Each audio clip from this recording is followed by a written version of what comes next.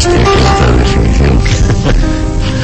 El que habla así es Antonio Escotado, que está en Bilbao y va a pronunciar una conferencia dentro del festival Censura.at, pues en Villabarrieta, en Bilbao. El título, Censura de ayer y de hoy. Y Escotado ha tenido la deferencia de acercarse a estos estudios poco antes de esa conferencia para hablarnos de este y supongo que de otros temas si él quiere, ¿no? Va a querer, ¿verdad, señor Escotado? Pues no sé, la verdad es que es una persona variable con el clima. Por eso nos gusta conversar con usted.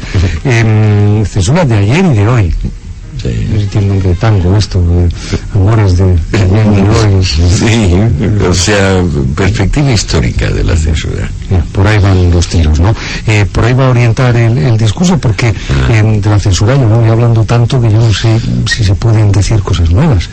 Yo no intento decir cosas nuevas, pero sé que es la simple secuencia de las medidas que se han tomado por los distintos censores en los últimos, digamos, 2500 años, sí es ilustrativa.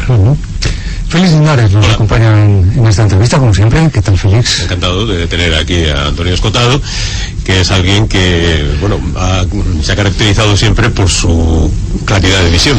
Así que seguramente iluminará un poco la censura, porque es necesario iluminarla. En todo caso, dice 2500 años, esto es, pues desde las invasiones persas a Grecia. ¿Ya había censura allí? Pues yo creo que sí.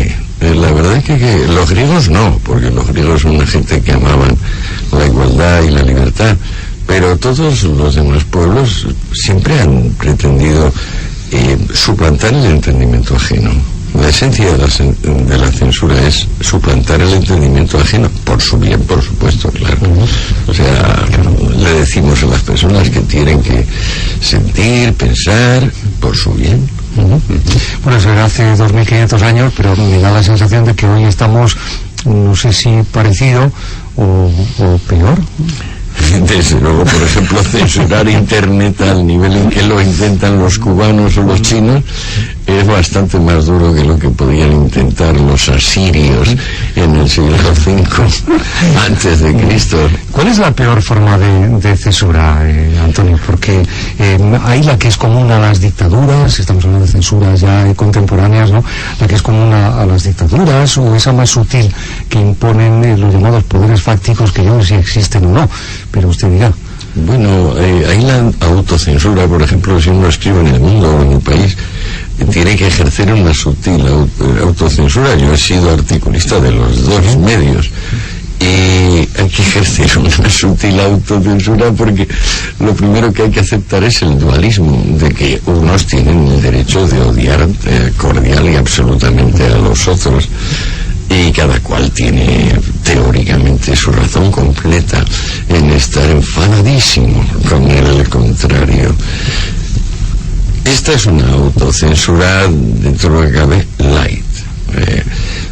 Censura en serio, aquellas de Stalin, por ejemplo, donde salía en la foto con 4 y como se ha cargado los 3, el primer año sale con 3, en el segundo año sale con 2, luego el tercer año sale el solito. Y eso que en esos tiempos no había Photoshop. Exacto. Que pudiera ayudar en la tarea, ¿no?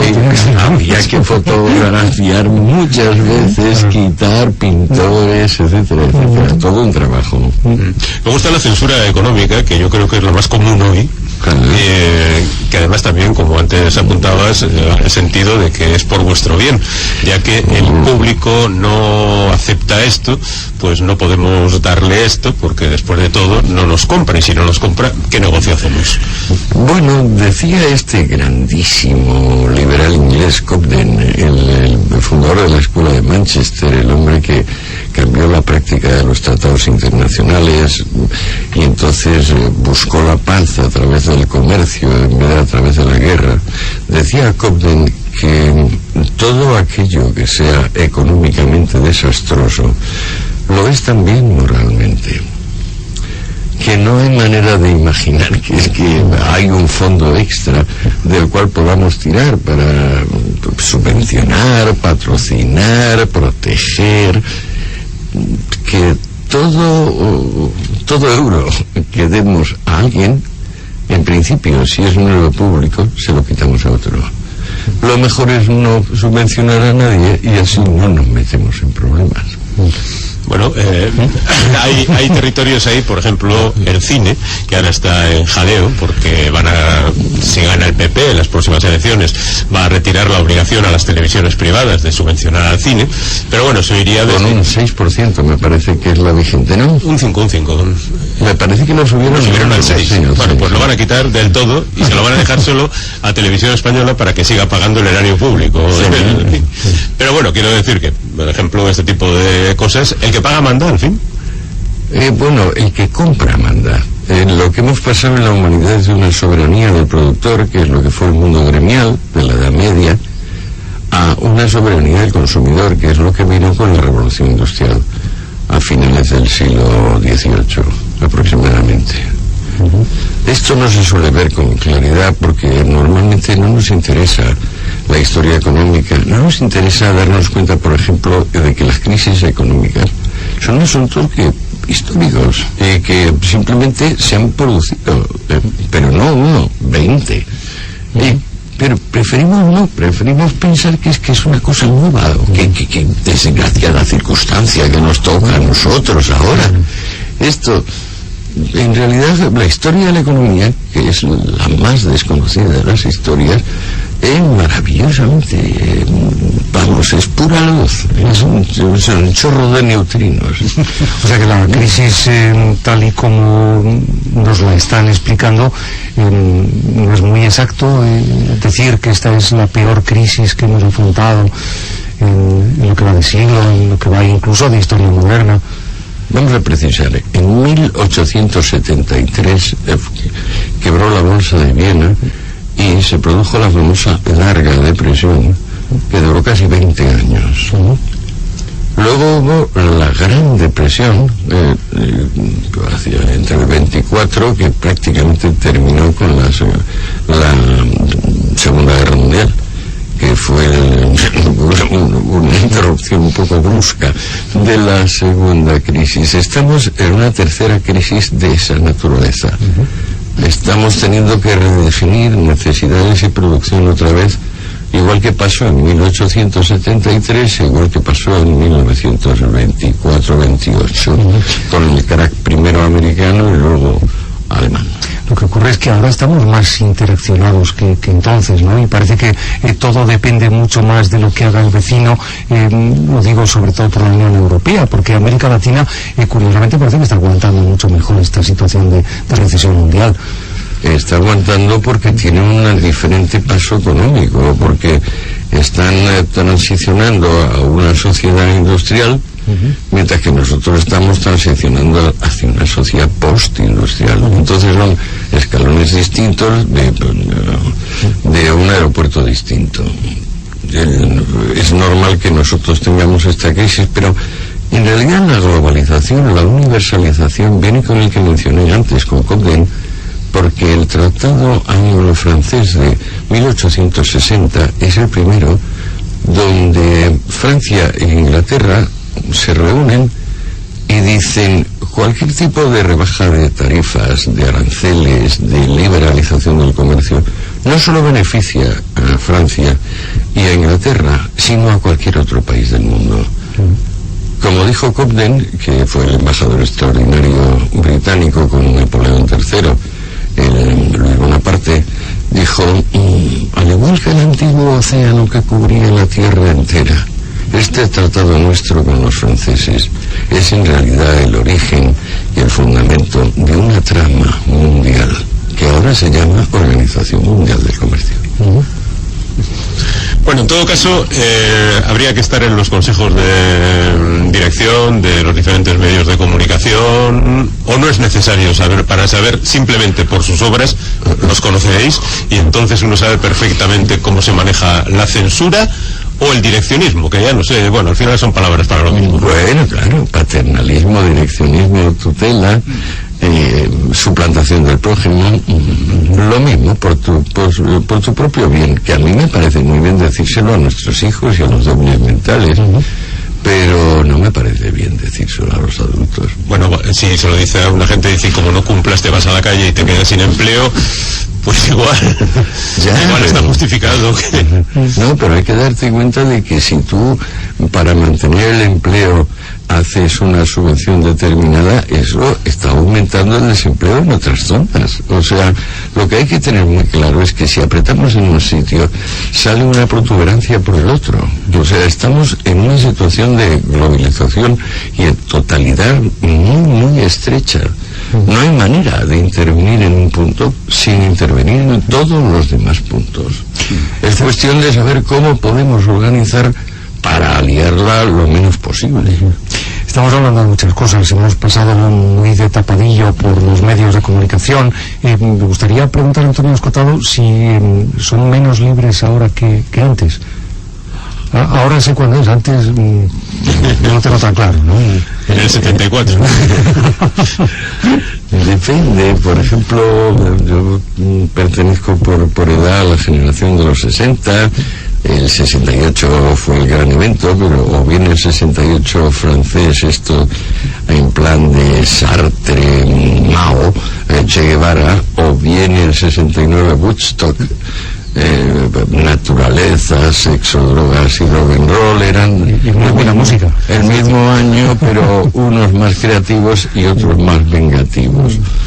Y yo pertenezco a ese tiempo y recuerdo, aunque el público rara vez lo recuerda, que esas ilusiones juveniles acabaron, pues bueno, desencadenando nueva música, nueva ropa, nuevos gustos. Digamos que los hippies tuvieron un éxito increíble desde el punto de vista de la estética, pero como eran tontorrones en política y en religión, pues ahí no tuvieron ningún éxito, porque era una bobada tras la otra. Aquí un gurú y allí unas escayolitas y unas hebillitas para vender en el mercado de las pulgas. Pero en la zona mayo del 68 esa se enfadó mucho, y de ahí partió Brigadas Rojas,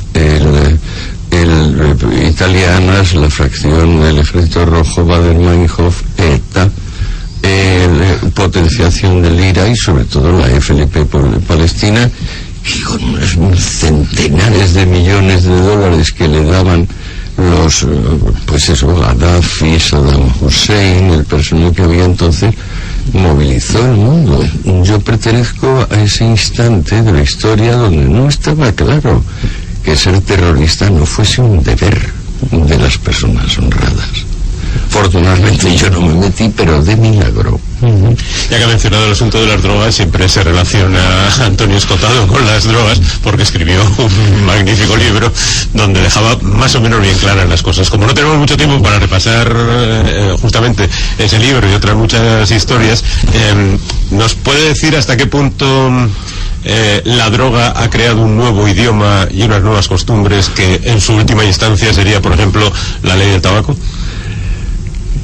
Pues sí, ese es un tema, es como una distorsión psicótica, una demencia legitimada institucionalmente. Entonces ahí se pueden decir todo tipo de disparates, y vale, porque es el campo donde antes, por ejemplo, reinaba el teólogo o reinaba el político absolutista.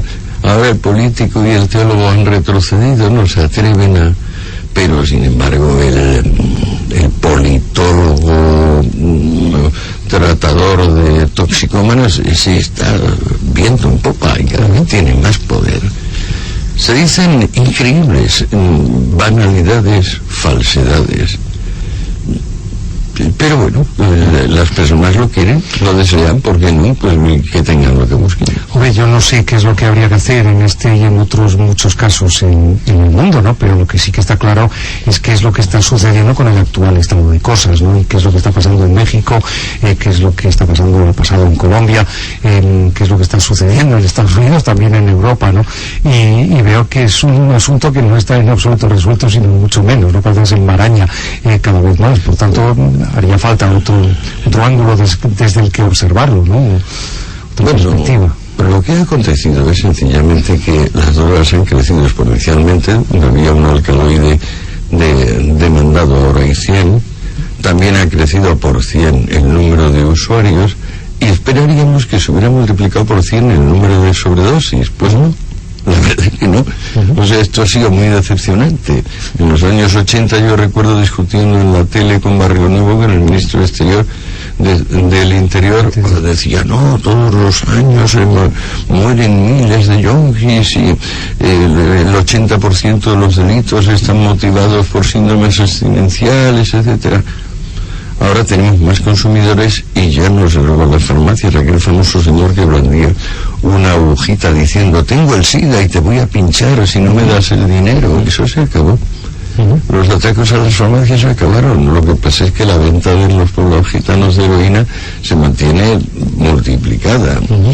Pero y aún así, claro, la heroína es una droga que ha perdido prestigio en gran medida. Pero imagínate lo que es el pastilleo de la gente joven de los últimos 20 años. O sea, a mi juicio, no sé cómo la gente joven no ha muerto debido a los increíbles abusos que realiza de drogas.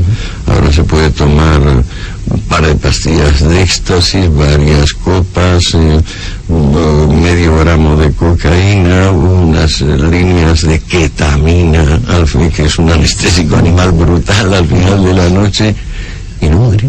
Y yo digo, ¿cómo es posible? En mi generación se moría. O sea, creo que se ha producido una mutación darwiniana, una evolución biológica muy rápida, y entonces tenemos más capacidad de aguante que la que había en mi tiempo. En todo caso, no lo estamos haciendo nada bien.